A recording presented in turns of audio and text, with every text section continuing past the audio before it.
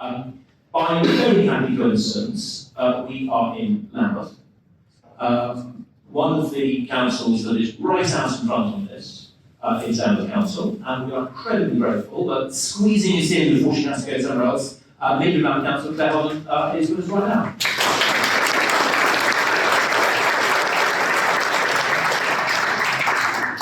Thank you. I'm a bit nervous now about how long I'm going to take, but I'll do my best. I'm absolutely delighted to be here. Welcome to Lambeth, everybody. Thank you for inviting me to this launch. It's really exciting.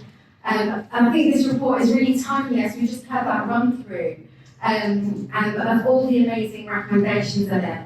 But also, as has been referenced, comes at a very challenging time for us in terms of public finances.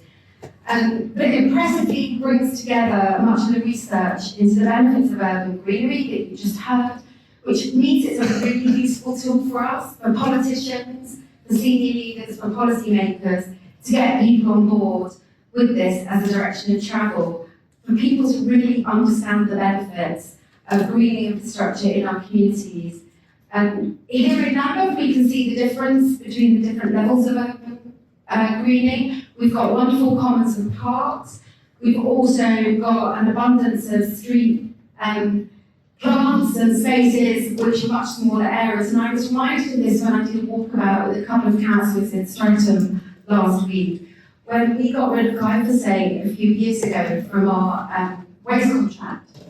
And they were complaining about the weeds in the streets. And we had said when we get rid of glyphosate, there will be weeds and greening, but that's a good thing as long as it's not stopping people with mobility issues and as long as it's not presenting a hazard.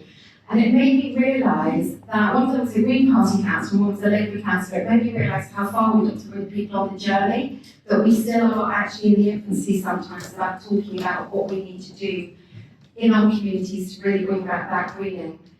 So in Lambeth, we do have a very specific context here. We're in Inner London Borough, we're 6 miles by 3. We've got about 40,000 trees, but our canopy cover is only around 17% to fill you along that chart. That's simply not enough, as we've just seen. The figures here in Waterloo and South Bank are worse. Canopy cover is around 11% in this area. Now, we can't just magic up the space. We don't have any more space. We're a really dense urban population here. So little and often, as the report talks about, is an absolute necessity for us here in Lambeth. So we're approaching the issue of urban greening in a 3-pronged attack. So firstly, next month, we're going to be very excited to launch our urban forest strategy. This is driving our approach to tree planting in Lambeth, both street trees, but also in green spaces and on our estates. We are setting out a prioritisation matrix, which is going to be driven by a green deficit and deprivation, and this will be to determine our 2.3 million tree planting programme over the next coming years. We're also committing to diversifying our tree species so that we're resilient. We're currently over-reliant on too few species. And linked to the 330-300 rule in the report, we're committing to everyone living within 400 metres of high-quality green infrastructure. So we're keen that our targets are stretching but achievable. We're implementing a tree champion scheme, and as has been referenced, 3 years of maintenance and watering is being baked into our planting programme. Then secondly, another approach. To facilitate that urban forest strategy, we are continuing to implement our award-winning and now internationally recognised kerbside strategy. This is all about, and I was just referencing about how we reclaim the kerbside, so it's not just used for parking cars, but it is actually used for greening and it's used for community use. Basically, it's used for people. So our kerbside strategy includes our commitment to build outs for street trees so that we're keeping our footways clear, we're improving accessibility, and we're using the kerbside to plant our trees. We've got London's biggest parklet community parklet programme that we're just introducing.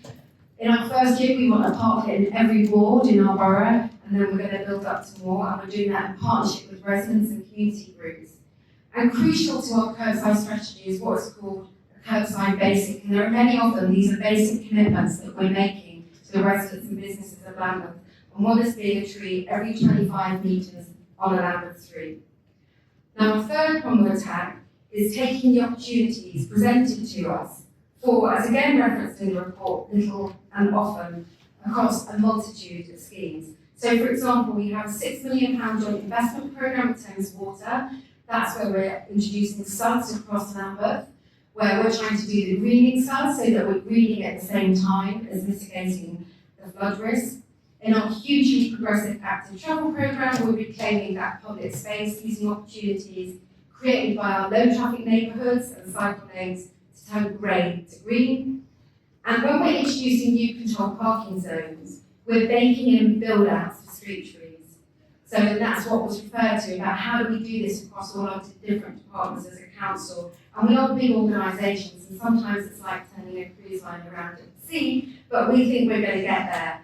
And so that's, we think, some of the ways in which you can build it into your practice and your policy and eventually change the culture of the organisation. I want to finish on a bit of realism though.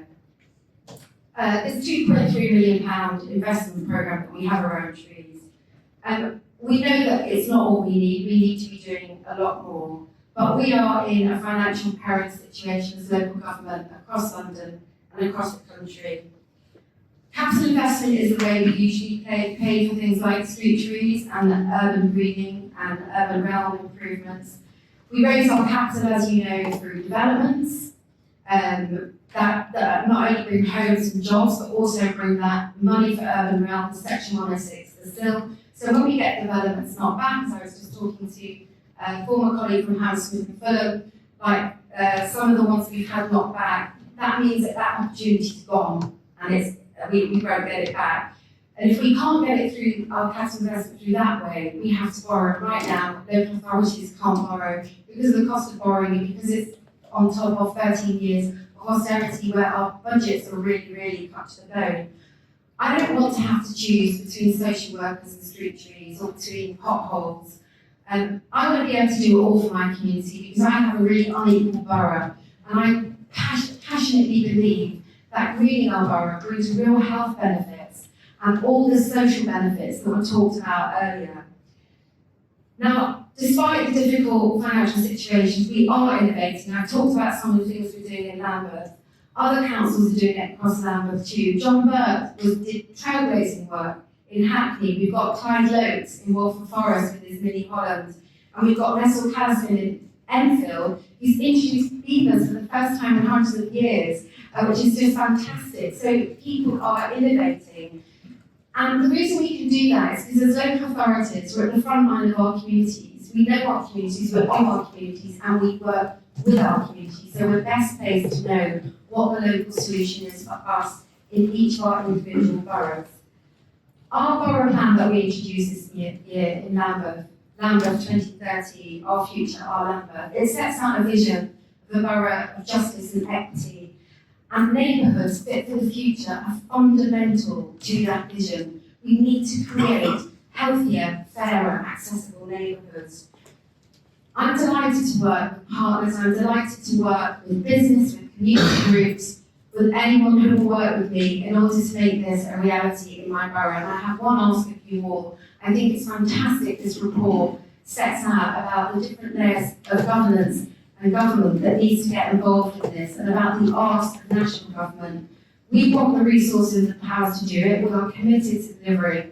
So if we can work together to change the national framework and say this needs to be a priority, we shouldn't have to be making choices, we are standing ready to deliver even more than we're delivering right now. I'll leave it at that. Thank you.